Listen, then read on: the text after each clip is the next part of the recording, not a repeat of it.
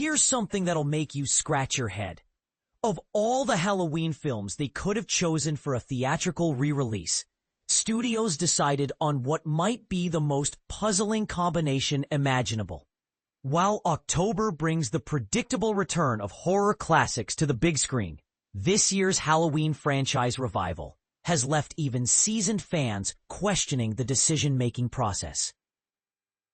Instead of the obvious choices, like the groundbreaking 1978 original standalone, or the recent David Gordon Green trilogy that dominated box offices, we're getting an absolutely bizarre trio. It seems almost deliberately obscure. Trancas International Films and CineLife Entertainment have announced that the original Halloween will share theater space with Halloween 4, The Return of Michael Myers, and Halloween 5, The Revenge of Michael Myers. And honestly, the selection feels like someone threw darts at a franchise timeline and went with whatever stuck. But here's where it gets interesting and controversial. While the press releases are filled with the usual corporate speak about perfect seasonal timing and celebrating the cinematic experience, nobody's really explaining why these three specific films ended up grouped together. Sure, Trancas has been connected to nearly every Halloween installment since the beginning, except for the second and third films. But that's hardly a compelling curatorial argument. Let's be brutally honest about what we're dealing with here. Halloween 4 and 5 represent a particularly awkward period in the franchise's evolution.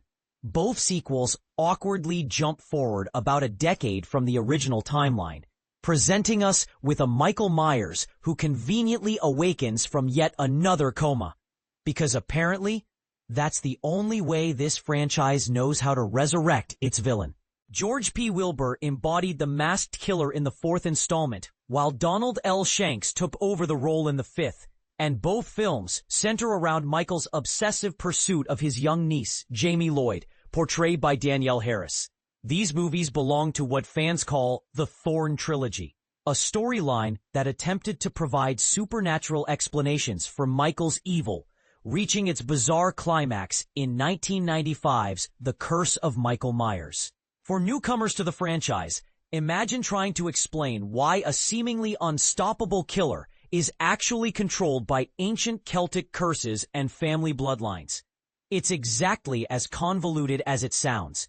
And this is the part most people miss. Neither Halloween 4 nor Halloween 5 received critical acclaim during their original theatrical runs.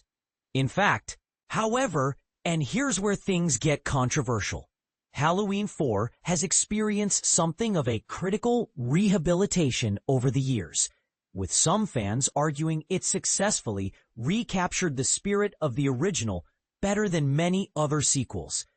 But does nostalgia make these films genuinely good, or are we just lowering our standards because we've been subjected to even worse Halloween sequels since then?